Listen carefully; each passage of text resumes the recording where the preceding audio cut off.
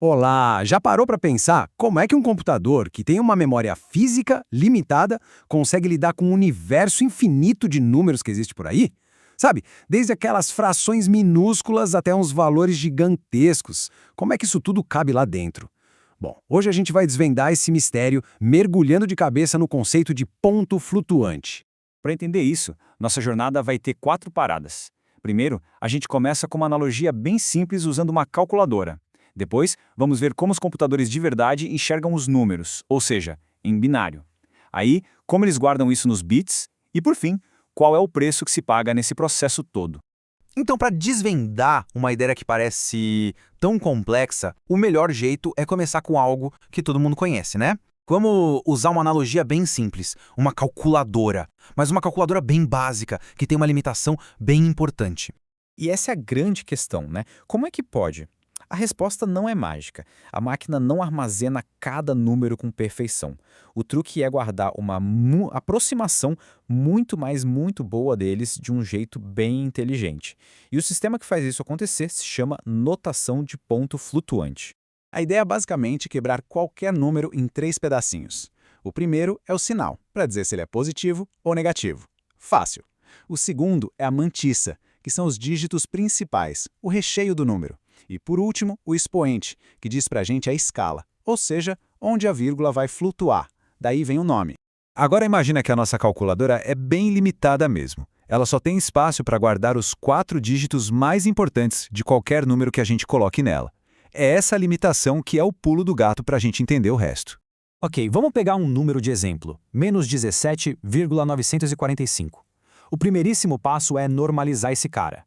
O que isso quer dizer? É só colocar o número num formato padrão, com a vírgula vindo antes do primeiro dígito que não seja zero. Para manter o mesmo valor, claro, a gente compensa isso ajustando o expoente.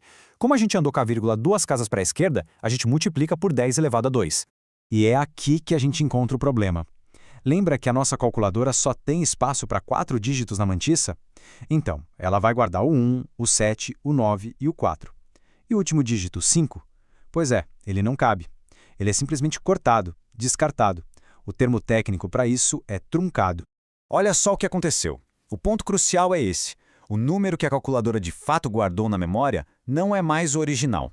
Se a gente pegar o que foi armazenado, o menos 179,4 vezes 10 ao quadrado, o resultado é menos 17,94. A gente perdeu um pedacinho da informação. Uma pequena imprecisão apareceu aí. Certo, a analogia da calculadora ajudou a pegar a ideia. Mas computador não pensa em base 10 como a gente, né? Computador fala a língua dos zeros e uns. Então vamos ver agora como um computador de verdade faria isso com o nosso número. O processo é bem parecido com o da calculadora, só que agora na linguagem do computador, o binário. Primeiro a gente converte a parte inteira. 17 em decimal vira 1001 em binário. Depois a parte com a vírgula, o 0,945. Essa conversão é feita com umas multiplicações por 2. Aí a gente junta tudo e no final normaliza o número. Igualzinho ao fizemos antes, só que agora o expoente é uma potência de 2 e não de 10. Beleza? Com o número no formato binário e certinho, o próximo passo é encaixar ele na memória do computador. Para isso, vamos usar como exemplo uma palavra de 16 bits para ver como a mágica acontece. Esses 16 bits não são uma bagunça, não. Eles têm uma organização super rígida. Um único bit decide se o número é positivo ou negativo. Outro bit faz o mesmo para o expoente. 4 bits são reservados para o valor do expoente em si. E a maior parte, 10 bits, fica para guardar a mantissa, ou seja, os dígitos mais importantes do número. Vamos começar a preencher esse quebra-cabeça. O nosso número, menos 17,945, é negativo, certo? Então o primeiro bit, o do sinal da mantissa, vira 1. Simples assim.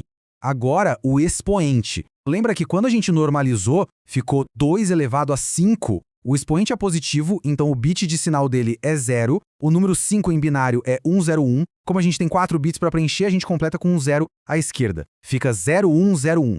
E por último, a mantissa. A gente pega aqueles dígitos do nosso número binário normalizado, aquele vírgula 1001,00000 e por aí vai, e preenche os 10 bits que a gente tem. E de novo, o que não couber aqui já era, vai ser perdido. E tcharam! Aqui está o resultado final. Juntando todas as peças, o sinal, o expoente e a mantissa, a gente tem a representação completa do nosso número guardadinha em 16 bits. É exatamente assim que o computador enxerga o menos 17,945. Agora a gente chega na parte mais reveladora. A gente viu como o número é guardado. Mas e se o computador fosse ler essa sequência de bits de volta? Que número ele ia encontrar? Seria o mesmo que a gente colocou lá no início? A resposta é não. Na hora de decodificar essa palavra de 16 bits, o valor que aparece é menos 179375. Chega bem perto, mas não é exatamente o nosso número original. E aqui a gente vê lado a lado essa pequena, quase invisível diferença entre o número que a gente queria guardar e o valor que o computador de fato armazena. Esse é o tal do preço invisível que a gente paga pela capacidade de representar tantos números num sistema que é finito. Como a própria fonte da nossa análise destaca, esse processo de truncamento, esse corte, acontece por um motivo bem simples e bem físico: a limitação do espaço. Não tem para onde correr. E por que isso tudo importa no fim das contas? Porque essa matemática de ponto flutuante está em todo santo lugar. É a base que faz os gráficos 3D dos jogos funcionarem, que permite renderizar imagens, que roda cálculos científicos super complexos, áreas onde qualquer imprecisão, por menor que seja, pode fazer uma diferença enorme. Para a gente terminar, fica aqui uma reflexão. No mundo que depende cada vez mais de dados, de cálculos digitais, saber que existe um limite fundamental para a precisão das máquinas força a gente a pensar, né? Quais as consequências disso e como é que a gente lida com essa característica que é parte da própria natureza da computação?